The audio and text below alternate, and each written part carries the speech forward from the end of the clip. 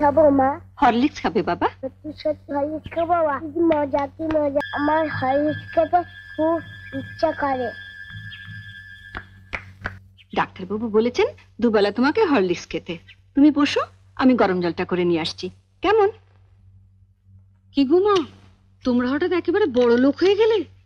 এবার থেকে 10-20টা ঝি চাকর রাখো, যে তোমার পান সেজে দেবে। হঠাৎ এই কথা বলছিস কেন? এবার থেকে আর অভাব অভাব বলে টাকা ধার চেও না।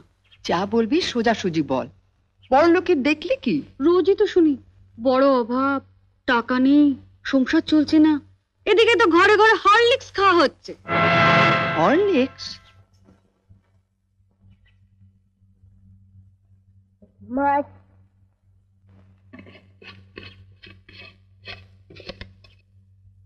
মা একটু হরলিক্স দাও না, চেটে চেটে খাবো।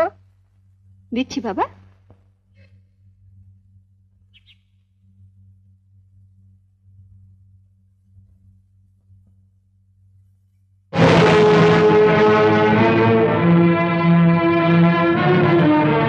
লুকিয়ে লুকিয়ে ছেলেকে হরলিক্স খাওয়ানো হচ্ছে, আর যেই না সংসারে একটু বেশি টাকা দিতে বলি অমনি মুখ শুকনো করে বলা হয় কোথায় পাবো। জ্বরেও দুর্বল হয়ে পড়েছে মা, ডাক্তার ওকে হরলিক্স খেতে বলেছে, তাই ওর বাবা ধার করে। থাক, ওসব কথা অনেক শুনেছি, ধরা পড়লেই ধার করেছি। নে লতু, তুলে নে হরলিক্সটা।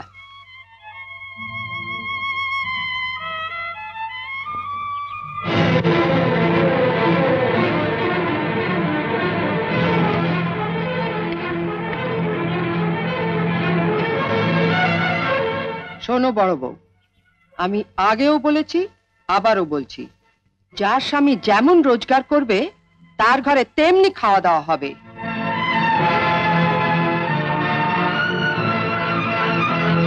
ছেলেকে যদি হরলিক্স খাওয়াতেই হয় তাহলে কর্তাকে বলো রোজগার একটু বাড়াতে, নয়তো এর পরও যদি ছেলে হরলিক্স খেতে চায় তাহলে বাজার থেকে 20 পয়সা দিয়ে হরলিক্স বিস্কুট কিনে এনে দিও, কেমন?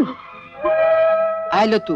ও দিদু, ও দিদু, দিদু আমাকে একটু হরলিক্স দাও না, চেটে খাবো। হরলিক্স খাবে? ওইখানে হরলিক্স পড়ে আছে, যা গিয়ে চেটে চেটে খা।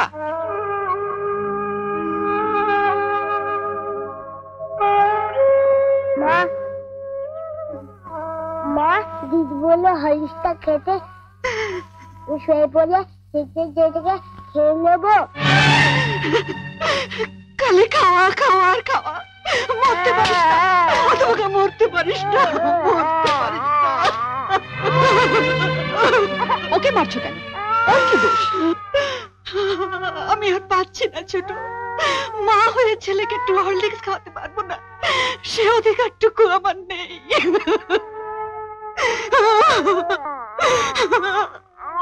উনিও তো মা, ওনারও তো সন্তান আছে।